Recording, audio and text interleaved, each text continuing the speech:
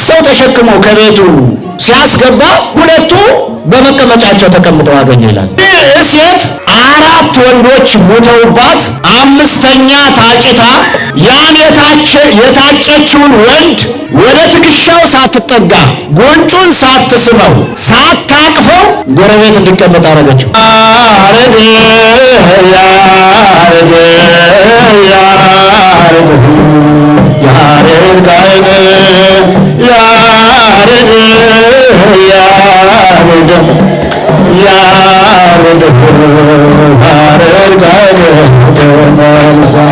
ከጭቃ ጋር ቀላቀለና አይኑን ቀባው ይላል። ማየት ጀመረ ይላል። ማን ያድናል? ንገረኝ እስኪ።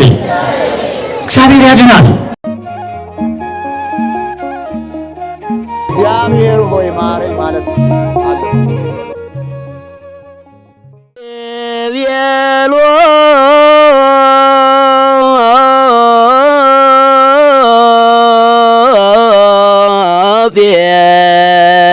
ጴጥሮስ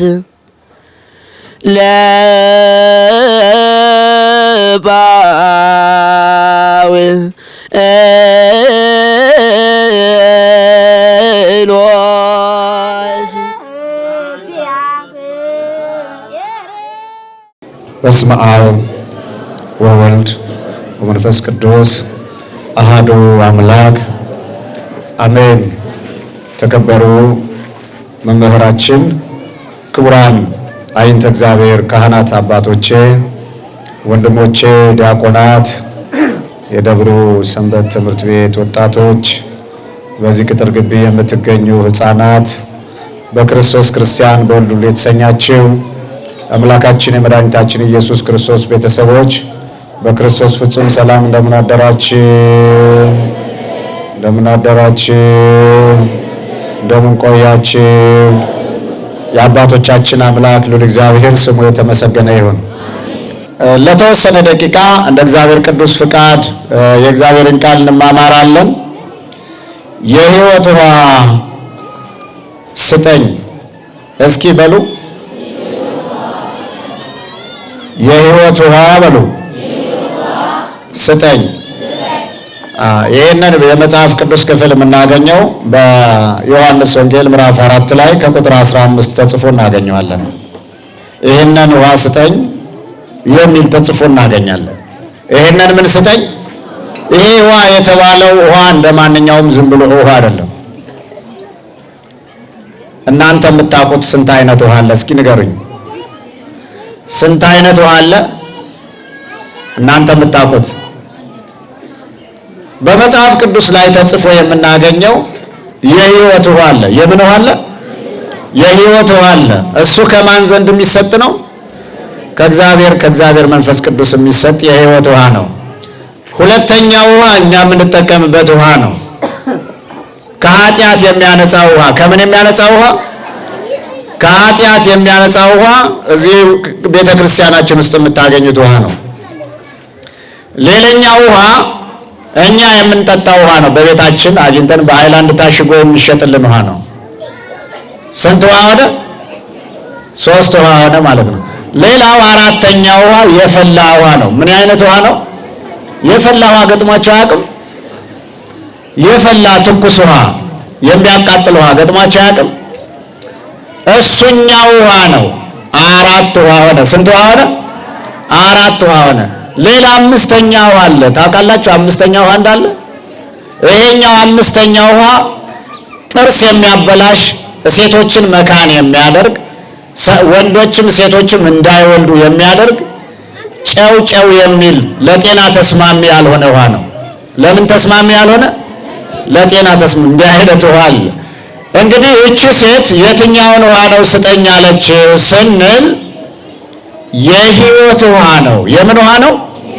የሕይወት ውሃ የሆነውን ጌታችን አምላካችን መድኃኒታችን ኢየሱስ ክርስቶስ እንዲሰጣት ለመነችው ይላል። በመጽሐፍ ቅዱስ ላይ ጌታችን አምላካችን መድኃኒታችን ኢየሱስ ክርስቶስ ይሁዳን ትቶ ወደ ገሊላ ሄደ። ማንን ትቶ? በዮሐንስ ወንጌል ምዕራፍ 4 ላይ ከቁጥር 2 ተመልከቱት። ይሁዳን ትቶ ወደ ገሊላ ሄደ። ድሮ ግን ደቀ መዛሙርቱ ከኢየሱስ ክርስቶስ ጋር አብረው ተከትለውት ነበረ። ክርስቶስን ነው የሚከተሉት። ክርስቶስ ነው የመረጣቸው። ማን ነው የመረጣቸው? ስለዚህ በገሊላ ከይሁዳ ወደ ገሊላ በሚሄድበት ጊዜ የሚያጠምቅ ሰው እንደነበረ ወሬ ይሰማል። ምን የሚያደርግ ሰው እንደነበረ? ጥምቀት የሚያጠምቅ ሰው እንደነበረ ወሬ ይሰማል። ማን ነው እያጠመቀ ያለው? እያጠመቀ አጋንንትን ያስወጣል። ማንን ያስወጣል? እያጠመቀ አጋንንትን ያስወጣል።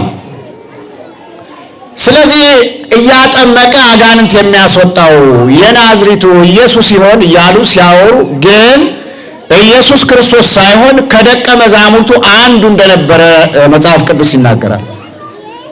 ኢየሱስ ክርስቶስ ሳይሆን ሲያጠምቅ የነበረው ማን ነው? ሌላ ሰው ነበር ሲያጠምቅ የነበረው። ስለዚህ ጌታችን ኢየሱስ ክርስቶስ በሰማርያ ያልፍ ዘንድ ግድ ሆነበት ይላል። በየት አለፈ?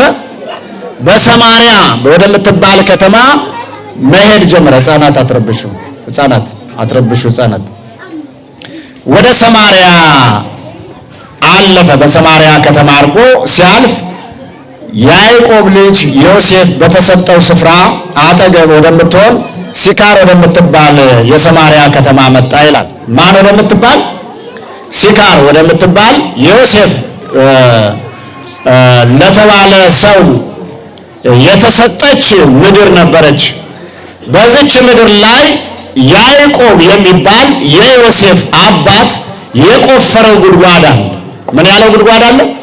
የቆፈረው ጉድጓድ አለ። ውሃ ብርቅ ነው ክርስቲያኖች። ውሃ ምንድን ነው? ውሃ ብርቅ ነው። የዚህ አካባቢ ሰዎች ውሃ የውሃ ቧንቧ ወደ የቤታቸው አስገብታችኋል? አስገብታችኋል? እግዚአብሔር የተመሰገነ ይሁን። እዚህ ግቢ ውስጥ ገብቷል። እስኪ እግዚአብሔርን አመስግኑ። ያው ከዚህ በኋላ ጸበል እንደልባችሁ ትጠመቃላችሁ ማለት ነው። እዚህ አካባቢ ያላችሁ የምትቀዱ ትኖራላችሁ ማለት። ውሃ ብርቅ ነው ከጥንት ጀምሮ። አባቶቻችን እነ ያዕቆብ እነ አብርሃም እነ ሎጥ ለምለም የሆነ ቦታ ውሃ ያለበት ቦታ ውሃ ያለበት ወደሚባለው ቦታ ነበረ መንጋዎቻቸውን፣ ከብቶቻቸውን፣ ቤተሰቦቻቸውን ይዘው ይሄዱና በዛ ቦታ ላይ ድንኳን ተክለው ወይም ቤት ሰርተው የሚኖሩ የነበሩት። ውሃ ብርቅ ነው። ስለዚህ ሲካር በምትባለው አካባቢ ላይ በሰማርያ አጠገብ የያዕቆብ የቆፈረው የዮሴፍ ጉድጓድ ነበር ይላል። በዛ ጉድጓድ ላይ ጌታችን መድኃኒታችን ኢየሱስ ክርስቶስ ሲያልፍ እዛ ጉድጓድ አጠገብ ሄዶ ተቀመጠ። ጉድጓዱ በመክደኛ የተከደነ ነው። ጠንከር ያለ ሰው ከፍቶ ነው ውሃውን ቀድቶ ወደ ቤት የሚሄደው። ስለዚህ ውሃ የሚቀዱት የአካባቢው ቆንጃጅት ሴቶች ከጠዋቱ 2 ሰዓት ጀምሮ እስከ 4 ሰዓት ባለው ነው። እስከ 4 ሰዓት ባለው ፀሐዩ አይበረታም፣ ቀዝቃዛ ነው። እንስራውን ተሸክመው በሚሄዱ ጊዜ አይደክማቸው። ከ4 ሰዓት በኋላ ያለው ከ5 ሰዓት ጀምሮ እስከ 6 ሰዓት ያለው የበረታ ፀሐይ ነው። ምን አይነት ፀሐይ ነው? ብርቱ የሆነ የማያንቀሳቅስ ቀትር ነው። ስለዚህ ጌታችን መድኃኒታችን ኢየሱስ ክርስቶስ 6 ሰዓት አካባቢ ላይ በጉድጓዱ አፋፍ ተቀመጠ ይላል።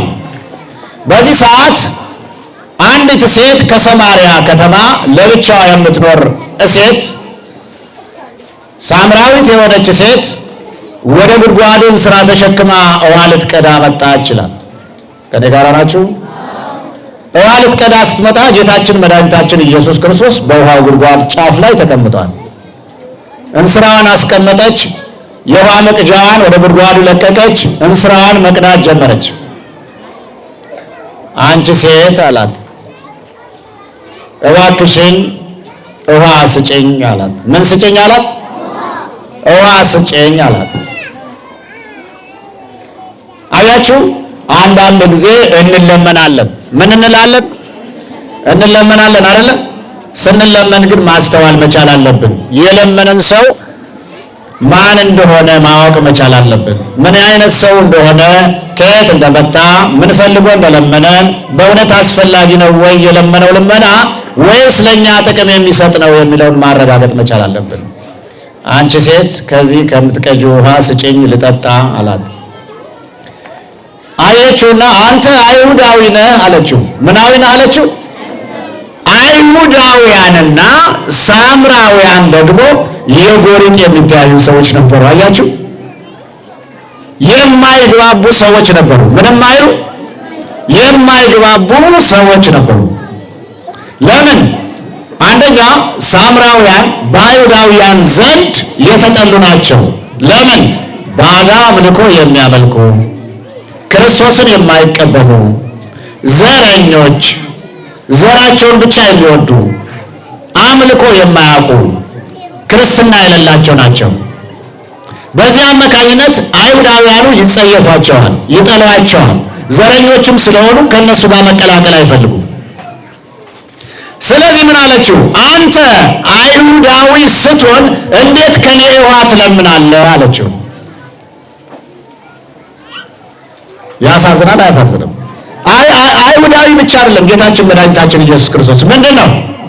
አምላክ ነው። ምንድን ነው? አምላክ ነው። የነፍስና የሥጋ ፈጣሪ ነው። የሚታይና የማይታየውን የፈጠረ አምላክ ነው። አለማወቅ ይኸው ተመልከቱ፣ ተጠንቀቁ ማለት ለዚህ ነው። ስለዚህ ማን እንደሚለምነን አጠገባችን ስለ እግዚአብሔር ብሎ ቢለምነን፣ ስለ እመቤታችን ብሎ ቢለምነን፣ የመላእክትን ስም ጠርቶ ቢለምነን፣ የቅዱሳንን ስም ጠርቶ ቢለምነን አተያየታችን ወይም የምንሰጠው መልስ ትህትና የተላበሰ መሆን መቻል አለበት። በአንድ ወቅት እኮ አብርሃም በመንገድ ዳር ቤቱን ሰርቶ ይኖር ነበር ይላል። በዚህ ሰዓት በመንገድ ዳር የሚያልፉ ሰዎችን ወደ ቤቱ እያስገባ እግራቸውን እያጠበ የሚበሉት ያቀርብላቸው ነበር ይላል። ከዕለታት አንድ ቀን ግን ያልተለመደ ሰው መጣ። ምን አይነት ሰው መጣ? ያልተለመደ ሰው መጣ። እሱም ማን ነው? ፈጣሪ ነው። ማን ነው? በአብርሃም ድንኳን ፊት ለፊት ትልቅ ዛፍ አለ። መምሪያ አድባር የሚባል መምሪያ አድባር ዛፍ የሚባል ዛፍ አለ። በዛ ዛፍ ላይ አብርሃም ለብዙ ጊዜ ተቀምጦ እንግዳ ይጠብቅ ነበር። ወደ ቤቱ የሚገቡ ሰዎች ይፈልግ ነበር። በዚህ ዘመን ደግሞ እንግዳ የማይፈልግ ሰው አለ አይደለም እንዴ? የቡና ቁርስ መስጠት የማይፈልግ ሰው አለ አይደለም እንዴ? አብርሃም ደግሞ እንግዳ ይጠብቅ ነበረ። እንግዳ ምን አለበት ወደዚህ ቢመጣ ከእንግዶች ጋር አብሬ ምግብ ብበላ፣ ከእንግዶች ጋር አብሬ ጠላይን ብጠጣ፣ የተጠመቀውን ሳራ የጠመቀችውን ጠላ፣ ወይኑን ጠጁን ብጠጣ፣ እርጎውን ወተቱን ብጠጣ እያለ ዛፉ ስር ይጸልይ ነበረ። ሶስት ሰዎች መጡ ይላል። ምን አይነት ሰዎች? ሶስት ሰዎች። በዚህ ሰዓት ምን አለ? ከመቀመጫው ብድግ አለና በጉልበቱ ተንበርክኮ ሰገደላቸው ይላል። ጌቶቼ ሆይ ወደ ቤቴ ግቡ አላቸው። ወደ ግቡ? ጌቶቼ ሆይ እባካችሁ ወደ ቤቴ ግቡ። ጌቶቼ የሚል ሰው አለ? እንኳን ጌቶቼ ልትሉ በስሙ እንኳን አስተካክለን መጥራት ያቃተናል። ሴቷ ራሱ ባለቤቷን አንተ ነው የምትለው አይደል እንዴ? ማን ነው የምትለው? ከባለቤት የበለጠ ከፍቅረኛ የበለጠ ማን የከበረ ፍጡር አለ? እስኪ ንገሩ። ጌታዬ ተብሎ የሚጠራው አባቴ፣ ወንድሜ፣ ፍቅረኛዬ፣ ሕይወቴ ተብሎ የሚጠራው ማን ነው? ሁለት ጥንዶች ተከባብረው መጠራራት አለባቸው። ሚስቱን እመቤቴ በላት ይላል መጽሐፉ። ሴቷ ደግሞ ባሏን ጌታዬ ትበለው ይላል አይደለም እንዴ? እኛ ዛሬ አባቶቻችን እንኳን አክብረን አንጠራቸውም። ሲጀመር አንድ አይነት ስም ነው ያለን። ቄሱንም አባ ነው የምንለው፣ መነኩሴውንም አባ ነው የምንለው፣ መርጌታውንም አባ ነው የምንለው፣ ዲያቆኑንም አባ ነው የምንለው። አናውቅም? እናውቃለን እንዴ? ለዲያቆኑ የሚሰጠው ስም፣ ለመርጌታው የሚሰጠው ስም፣ በመቅደሱ የሚያገለግሉት አባቶች የራሳቸው የሆነ ማዕረግ አላቸው፣ የራሳቸው የሆነ ስም አላቸው። አናቃቸውም። አንደኛውም ነገር ለቤተ ክርስቲያን ቅርብ አይደለንም፣ ለቅዳሴው ቅርብ አይደለንም፣ ለኪዳኑ ቅርብ አይደለንም፣ ለወንጌሉ ቅርብ አይደለንም፣ ለቤተ መቅደሱ ቅርብ አይደለንም፣ ለቅዱስ ቁርባኑ ቅርብ አይደለንም። ሁልጊዜ እንግዳዎች ነን። ምኖች ነን? ሁልጊዜ እንግዳዎች ነን፣ ባይተዋሮች ነን በዚህ ግቢ ውስጥ። ለምንድን ነው ግን? ስለዚህ ወደ አብርሃም ስንመለስ አብርሃም በጉልበቱ ተንበረከከ። ጌቶቼ ሆይ ወደ ቤቴ ግቡ አለ። ወደ ግቡ ወደ ቤቴ ግቡ አለ። ወደ ቤቱ ሲወስዳቸው ግን ከነዚህ 3 ሰዎች መካከል ያልተለመደ ነገር ተፈጠረ ነው የሚለው። እሱ ምንድነው? በዛፉ ስር ባለው መቀመጫ ከተቀመጡ በኋላ ወደ ቤትህ ልትወስደን ከፈለክ በጀርባ አዝለን ውሰደን፣ በጀርባ አዝለንና ምን በለን ውሰደን። አያስቸግርም? ያስቸግራል? አያስቸግርም? እናንተ ብትሆኑ የቀበጠ ነው ዞር ብለህ የራስህ ጉዳይ፣ ከመጣ ነው ካልመጣ የራስህ ጉዳይ አለ የምትለው። ግን የድሮ አባቶቻችን ተመልከቱ፣ ደግነታቸው፣ የዋህነታቸው፣ መልካምነታቸው፣ የመንፈስ ቅዱስን አሰራር። አንዱን ትልቅ ሰው ተሸክሞ ከቤቱ ሲያስገባ 2ቱ በመቀመጫቸው ተቀምጠው አገኘ ይላል። አለ ዛሬ እንዴት ነው ነገሩ አለ። እኔ አንድ ነው ተሸክሜ ያመጣሁት፣ 2ቱ ቀድመው ከቤት ገብተዋል። ከዛ በመቀመጫው ካስቀመጠ በኋላ ድጋሜ የአንዱን እግር ሲያጥብ የ2ቱም እግር ታጥቧል። ፈጣሪ ሆይ ዛሬ ምንድን ነው የገጠመኝ ማለት ጀመረ። ከዛ ወደ ሳራ ሄደና ምን አላት? እመቤቴ ሳራ ሆይ 3 እንግዶች በቤታችን መጥተዋል። 3 መስፈሪያ አዘጋጅ፣ 3 ዱቄት ሰፍረሽ በማውኪያው ላይ አድርጊ፣ 3 የእንጎቻ ዳቦ ጋግሪ። እኔ እስከዛ ድረስ ወይፈኑን አምጥቼ አርዳለሁ። ምን እላለሁ? አርጄ አወራርጄ ሰጥሻለሁ። ጠብሰሽ ለእንግዶቻችን ትሰጫለሽ። ሳራ ሊጡን አብክታ ዳቦ ስጋግር፣ አብርሃም ወይፈኑን አርዶ አወራርዶ ለእነዚህ እንግዶች የሚበላውን የሚጠጣውን ሲያቀርብ እንመለከታለን ማለት ነው። ይህን ታሪክ እዚህ እንተውና በሌላ ጊዜ እንማማረዋለን። ወደዚህ ነገር እንመለስ። እቺ ሴት የተናገረችውን ንግግር በደንብ አድርጋችሁ ትኩረት ሰጥታችሁ አዳምጡት። አንቺ ሴት ውሃ ስጪኝ። ምን ስጪኝ? ውሃ ስጪኝ። ከዛስ ምን አለችው? አንተ አይሁዳዊ ስትሆን ከእኛ ከሳምራውያን እንዴት ውሃ ትለምናለህ አለችው። እሷ እኮ የነገር ጠባሳ ያለባት ናት። ይገርማችኋል፣ የተጎዳሽ ሴት ናት። ሲጀመር ሴትዮዋ በሽተኛም ሴት ናት፣ ታማሚ ሴት ናት። ልቧ የቆሰለባት፣ ልቧ የደማባት፣ አይምሯ የተጎዳባት ሴት ናት። ጋድራኤል በሚባል አጋንንት ተይዛ የምትሰቃይ ሴት ናት። የምታገባቸው ባሎች ሁሉ እየሞቱባት የምትቸገር ሴት ናት። በዚህ የተነሳ ከወላጅ እናቷ፣ ከወላጅ አባቷ፣ ከቤተሰቦቿ ቤት ተለይታ ራቅ ያለ ቦታ ላይ ለብቻዋ የምትኖር ሴት ናት። ሴት ጓደኞቿ፣ ጎረቤቶቿ ቆንጃጅት ሴቶች መጥተው እንዳያዩዋት ፈርታ ተደብቃ የምትኖር ሴት ናት። በቀትሩ በ6 ሰዓት ውሃ ለመቅዳት የመጣችውም አብረዋት ያደጉ ሴት ልጆች እንዳያገኟት፣ የአካባቢው ነዋሪዎች እንዳያገኟት ፈርታ አፍራ የምትኖር ሴት ናት። አፍረው የሚኖሩ እናቶች እኮ አሉ። አንዳንድ ጊዜ ለምንድን ነው አፍረው የሚኖሩ? የወለዷቸው ልጆች ባለጌ ሲሆኑባቸው፣ የወለድሽው ልጅ ባለጌ ነው፣ ልጄን እንደዚህ ያደረገ ሲባሉ በልጆቻቸው የሚያፍሩ፣ በጤና ጉዳይ የሚያፍሩ። በምን ጉዳይ የሚያፍሩ? በጤና ጉዳይ የሚያፍሩ፣ ወደ ሰው መቀላቀል የማይወዱ፣ በጸባያቸው የሚያፍሩ አሉ። ህልከኛ ነገረኛ የሆኑ ሴቶችም አሉ። ወደው አይደሉም፣ በውስጣቸው መናፍስት አደገኛ የሆነ ችግር ሲፈጠር ነው። እቺ ሴት ታዲያ በአንድ ወቅት ባል ስታገባ፣ በአንድ ወቅት ባል በምታገባበት ጊዜ ገና በጫጉላ ቤት እንዳለ ባሏ ሞተ ይላል። ወደ ቤቷ ሳትወስደው የጫጉላ ሽርሽራቸውን ሳይጨርሱ በኋላ ሞተ ይላል። በስንተኛው ጊዜ በድጋሚ ያገባች? አሁንም በሰርጉ ዳስ ውስጥ እንዳለ ድጋሚ ባሏ ሞተ።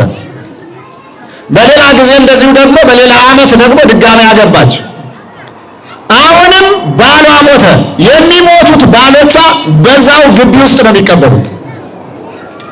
አሁን እቺ ሴት ምን ተባለች? ነፍሰ ገዳይ ሴት። ምን አይነት ሴት? ባሎቿን የምትገል ነፍሰ ገዳይ ሴት። በዚህ አማካኝነት ማንም ሰው እንዲያያት አትፈልግም። ተሸፍና የምትወጣ የምትገባ ሴት ሆነች ማለት ነው። በአራተኛ ደረጃ ሌላ ባል አገባች። ከጋብቻው ከማጨቱ ጀምሮ ሰርጋቸው እስከሚሰረግ ድረስ ሽማግሌዎች፣ የአካባቢ ሰዎች ለሰርጉ የታደሙት ሁሉ ያዝኑ ነበር። አይ ሰው ያለቀለት እንግዲህ ገና ጭኗ ውስጥ ሳይገባ ሞቱ ነው እያሉ ያስቡ ነበረ። ይህ ሰው ገና ከዳሱ ሳይወጣ እዛው ውስጥ እንዳለ ሞተ። ስንት ሰው ሞተ? ንገሩኝ። ስንት ሰው ሞተ? 4 ሰው የገደለች ሴት ናት። በአምስተኛ ደረጃ ያው እግዚአብሔር በመጽሐፍ ቅዱስ የተናገረው ቃል አለ። ብዙ ተባዙ። እስኪ እናንተ ተናገሩት። ብዙ ተባዙ። ምን በሏት? ምድርን ሙሏት አይደለ? የማያገባ ሰው በወቅቱ እንደ ኃጢአተኛ ስለሚቆጠር ዛሬ ሴቶቻችን አለሌዎች ናቸው። አገቡ አላገቡ ምንም ችግር የለም። የግድግዳ ቀለም እየተቀቡ ወንዶችን በገላቸው ማማለል የሚወዱ ሴቶች አለ። ነውር እኮ ታውቃላችሁ። አይጣልባችሁ፣ መድኃኒዓለምን አይጣልባችሁ። መልከ መልካም ሴት ሆና አንገቷን አስጋ ልብስቲክ ተቀብታ የሆነ ፀጉር ቀጥላ ደግሞ እኮ የራሷ የሆነ ሀብት የላትም። ከፈረንጅ የተገዛ ነገር ቀጥላ ምትል ያሳፍራል። መድኃኒዓለም ምን ትላላችሁ ወላጆች? ኧረ ልጄ እንደዚህ አይነት አይደረግም ብላችሁ ታውቃላችሁ? ግን ምን አፋላችሁና እንዴትስ ትናገራላችሁ? ዝም አትላችሁም? አላ ያደረበት አጋንንት እናንተን እያጣደፈ ይሰድባችኋል። አስቸጋሪ ነው። አሁን የምናያቸው ልጆቻችን አንደኛ ፀጉራቸውን የሚቀጥሉ ናቸው። ሁለተኛ ቅንድባቸውን የሚቀጥሉ ናቸው። ሶስተኛ ቀለም የሚቀቡ ናቸው። አራተኛ ጥፍር የሚቀጥሉ ናቸው።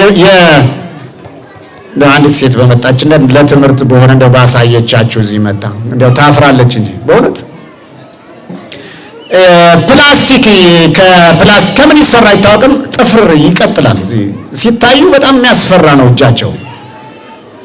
ከዛስ እምብርታቸውን አይሸፍኑ። እንዲህ አይነት ልጅ ወንዳችሁ ከምትሰቃዩ እግዚአብሔር ይጠብቃቸው። መድኃኒዓለም ሞትና ውርደት ነው ይሄ። እንዲህ እያለች በአካባቢው ትዞራለች። እቺ የከሌ ልጅ ናት ይላሉ የሚያዩት። በስመ አብ ወወልድ ወመንፈስ ቅዱስ ይላል አንዳንዱ፣ ሰይጣን የመጣበት ይመስል። አንዳንዱ ወንድ ደግሞ እንዲህ አይነት ሴቶችን ይፈልጋል፣ ያድናል። እሱም ሰይጣን ያለበት ነው። ከዛ 30 ወንድ ትቀጥራለች። በየካፌው የሄደች በርገር ትጋበዛለች። ወይ ከዛ ከጋበዛት ወንድ ጋር አትተኛም። ሌላው ከቀጠራት ወንድ ጋር አትተኛም። ለምንድን ነው የማትተኛው? እላይዋ ላይ የወንድ አይነ ጥላ ስላለ ወንዶች እየጋበዟት ትበላለች እንጂ ከወንዶች ጋር አታድርም። ሌላ ባላላታ ወንዶችን ኪሳቸውን የሚያራቁት መንፈስ ከሷ ላይ አለ ማለት ነው። አዳም ያታቅም ታዲያ አቤት ሽንጧ፣ አቤት አይኗ ትላለ፣ አቤት ፀጉሯ አይዳለዋ ትላለ። አሁን ብዙ ነገር የሚቀጠላል። ዳሌም ይቀጠላል። ምንም ይቀጠላል? ዳሌም ይቀጠላል። ከዛስ ቂጥም ይቀጠላል። አታውቁም? ይሄን አውቃችሁ ነው ስታጨበረብሩ ጠፍቷችሁ ነው። ሳጥናችሁ ይፈተሽ እስኪ። ከእሷ ጋር የምትወልደው ልጅ ለሀገር ለወገን የማይጠቅም ለመንግስት የማይገዛ የቤተ ክርስቲያን ጠላት ነው የምትወልደው። የምን ጠላት? የቤተ ክርስቲያን ጠላት ነው የምትወልደው። ስለዚህ እንዲህ አይነት ዘመኑ እንዲህ አይነት እውነት ሐሰት፣ እስኪ ንገር፣ እውነት ነው ሐሰት ነው? እውነት ነው ሐሰት ነው? እኔ እየዋሸው እንዳይሆን እናንተ እውነት ነው አይደለ? በምንድን ነው እውነት መሆኑን የምታጸድቁት?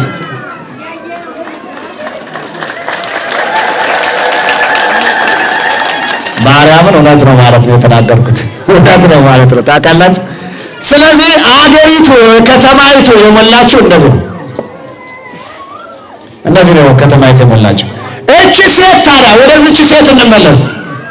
እቺ ሴት 4 ወንዶች ሞተውባት 5ኛ ታጭታ ያን የታጨችውን ወንድ ወደ ትከሻው ሳትጠጋ ጎንጩን ሳትስመው ሳታቅፈው ጎረቤት እንዲቀመጥ አደረገችው።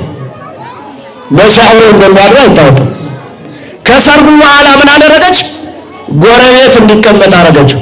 እሷ ደግሞ ከዛ ሰፈር ጠፋች፣ ለብቻዋ መኖር ጀመረች።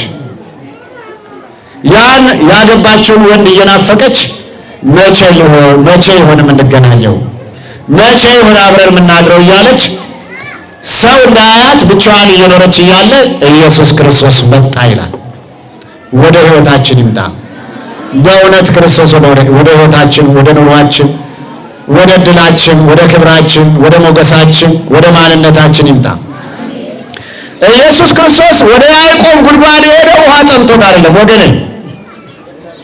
እንኳን ሌላ ወደዚህ ዓለም የመጣው ተቸግሮ አይደለም።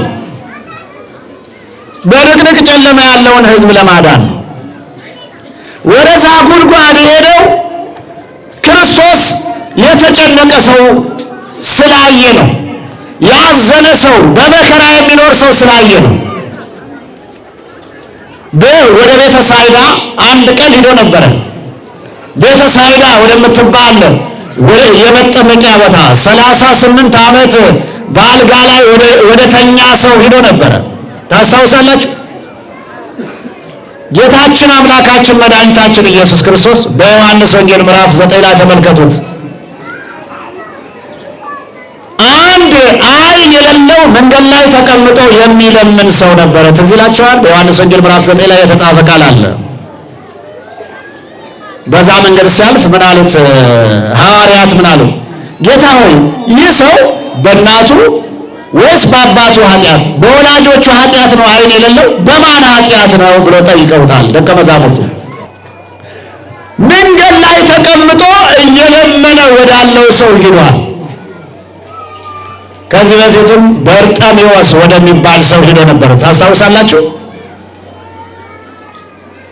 አያችሁ? ኢያሪኮ በሚባል አካባቢ ሲያልፍ በርጤሜዎስ የሚባል ሰው እየለመነ አገኘ ይላል። ከዛ እውር ነው፣ ዓይኑ የታወረ ነው። ምን አላቸው በርጤሜዎስ አካባቢ ያሉትን ሰዎች? በዚህ የሚያልፈው ማን ነው? የሰው ድምፅ ሁካታ ይሰማኛል። ማን ነው በዚህ የሚያልፈው አላቸው። የናዝሬቱ ኢየሱስ ነው አሉት። ማን ነው አሉት? አሁን እዚህ ጋር በዚህ በቆርቆሮ በኩል የሚያልፍ ሰው ቢኖር ማን ነው ይሄ ሰው የዚህ ግቢ የሚጮኸው ቢል ከቦሌ ቡልቡላ የመጣ የአባ ሳሙኤል ሰባኪ ነው ሊል ይችላል፣ የሚያውቅ ሰው ማለት። ልክ እንደዛ የናዝሬቱ ኢየሱስ ነው ሲሉት ምን አለ? የናዝሬቱ ኢየሱስ የማን ልጅ ነው?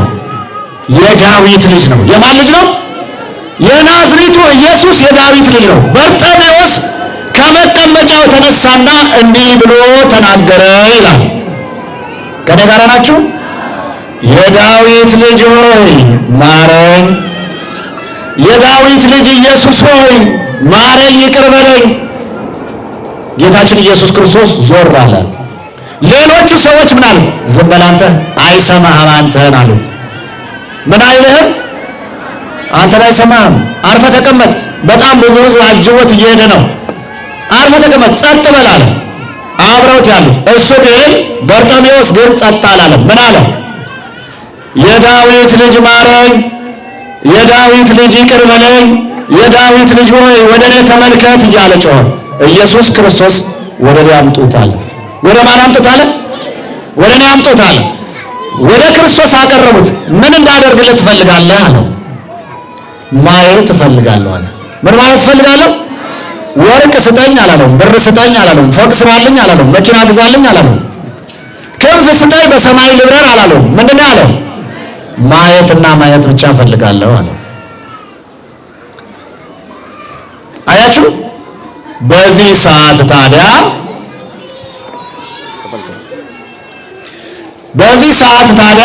ጌታችን አምላካችን መድኃኒታችን ኢየሱስ ክርስቶስ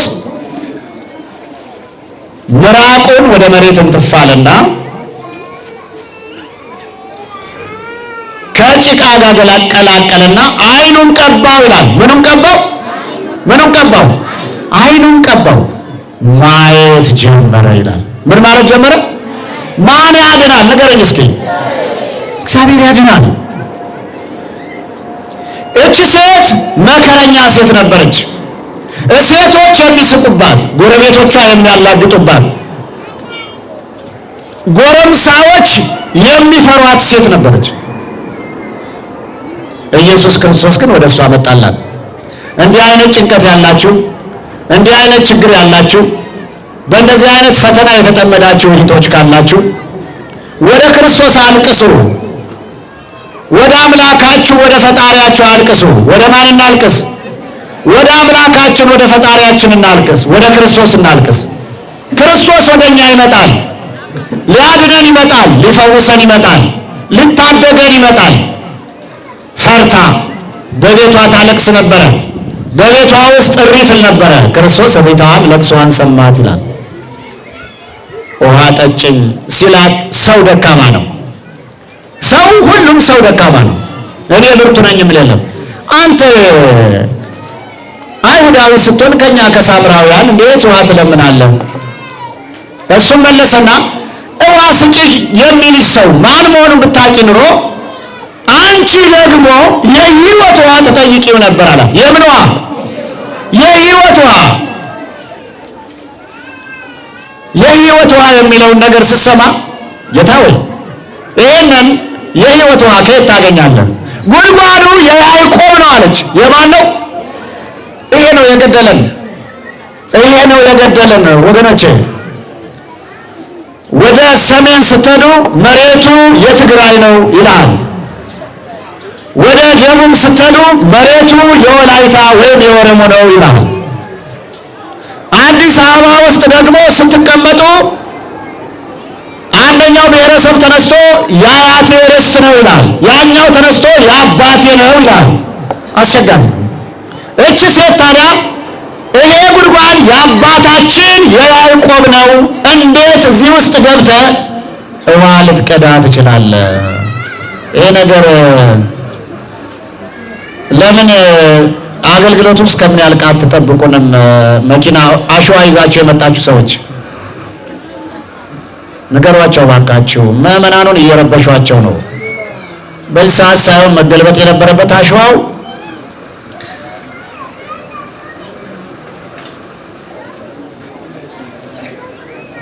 አንዳንድ ጊዜ በጣም አስቸጋሪ ታውቃላችሁ። በዚህ በለመለመ መስክ የተቀመጠውን ሕዝብ መረበሽ ጥሩ አይደለም። የእግዚአብሔርን ቃል የሚያዳምጠው ነው። እሺ፣ ሁላችሁም ትኩረታችሁን ወደዚህ አድርጉ። የአባታችን የያዕቆብ ጉድጓድ ነው ስትባል ምን ይሰማሃል? ንገረኝ እስኪ። እዚህ ውሃ መቅዳት አትችልም፣ እዚህ ጉድጓድ ውሃ መጠጣት አትችልም ስትባል ምን ይሰማሃል? ጌታ ኢየሱስ ክርስቶስን ይሄ ጉድጓድ ሩቅ ነው፣ ያውም የያዕቆብ ነው፣ ለዮሴፍ የተሰጠ ስጦታ ነው፣ መቅጃ የለህም፣ እንዴት ቀድተህ ልትጠጣ ትችላለህ አለችው። የሕይወት ውሃ እኔ አለኝ።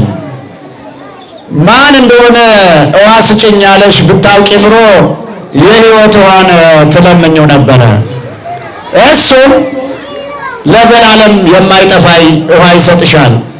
ይሄ ውሃ አሁን ጠጥተነው ድጋሜ እንጠማበታለን። ውሃ ጠጥቶ ድጋሜው የማይጠማል እንዴ? ንገሩኝ እስኪ። አንዴ ጠጥተነው እንጠማለን አንጠማም? እንጠማለን። ከዚህ ውሃ አሁን ብጠጣ ድጋሜ እጠማለሁ። እኔ ከምሰጠው የሕይወት ውሃ የሚጠጣ ግን ለዘላለም አይጠማም አላት። ለመቼ አይጠማም? ለዘላለም አይጠማም ሲላት እቺ ሴት ደነገጠችና ምን አለች?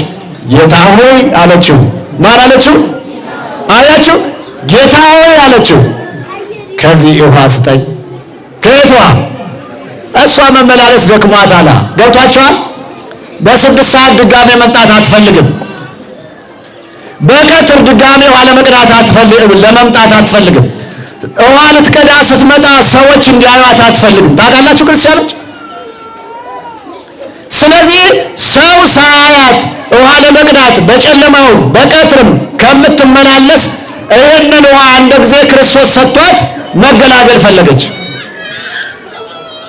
እባክህ ጌታ ሆይ የሕይወት ውሃን ስጠኝ አለችው። የምን ውሃን ስጠኝ አለችው? የሕይወት ውሃን ስጠኝ አለችው።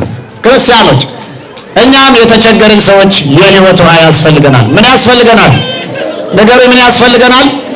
የሕይወት ውሃ ያስፈልገናል። ምን ውሃ ያስፈልገናል? የሕይወት ውሃ ያስፈልገናል።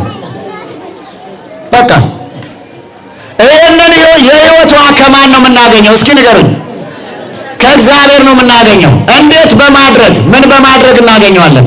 የመጀመሪያው ሁልጊዜ የምናገረው ቃል ነው። ንስሐ ግቡ ባካችሁ፣ ንስሐ ግባ።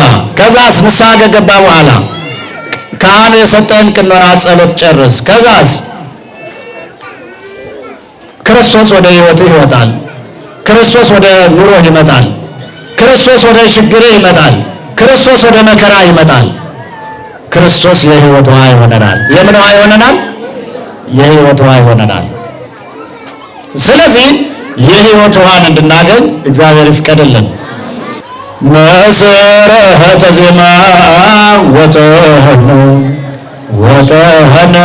ያሬድ ካህን መሰረተ ዜማ ወጠህነ ያሬድ ካህን ያሬድ ያሬድ ያሬድ ያሬድ ካህን ያሬድ ያሬድ ያሬድ ያሬድ ካህን ተመልሰነ መሰረተ ዜማ ወጠህነ ያሬድ ካህን መሰረተ ዜማ ወጠህነ ያሬድ ካህን ያሬድ ያሬድ ያሬድ ካህን ያሬድ ያሬድ ያሬድ ካህን ተመልሰነ ያሬድ ያሬድ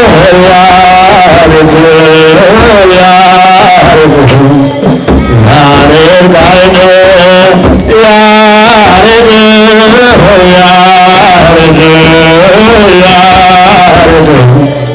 ያሬድ ካህን ተመልሰነ መሰረተ ዜማ ወጠህነ ያሬድ ካህን መሰረተ ዜማ ወጠህነ ያሬድ ካህን ያሬድ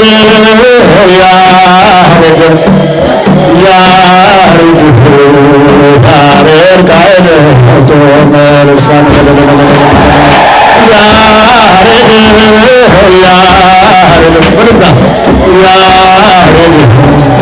ያሬድ ካህን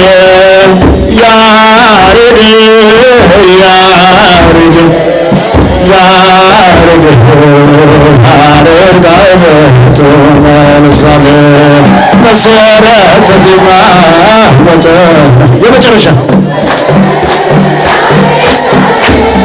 መሰረተ ዜማ ወጠህነ ያሬድ ካህን መሰረተ ዜማ ወጠህነ ያሬድ ካህን ያሬድ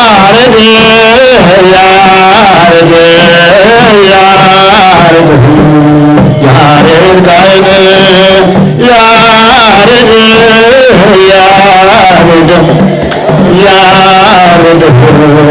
ያሬድ ካህን ተመልሰነ ያሬድ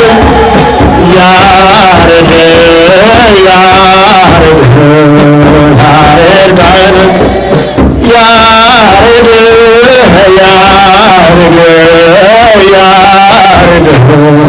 ያሬድ ካህን ተመልሰነ የአባቶቻችን አምላክ እግዚአብሔር ስሙ ከአጥናፍ እስከ አጥናፍ የተመሰገነ ይሁን። የእናታችን የወላዲተ አምላክ ፍቅሯ አይደርብን፣ ጣዕሟ አይደርብን፣ በረከቷ አይደርብን። የጻድቁ አባታችን የአቡነ ኪሮስ ቃል ኪዳንና በረከታቸው በእኛ ላይ አይደርብን። እግዚአብሔር ሆይ ማረኝ ማለት አለ።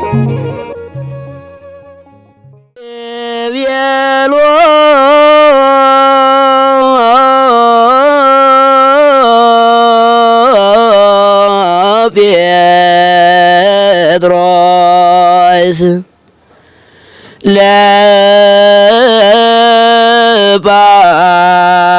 ለባው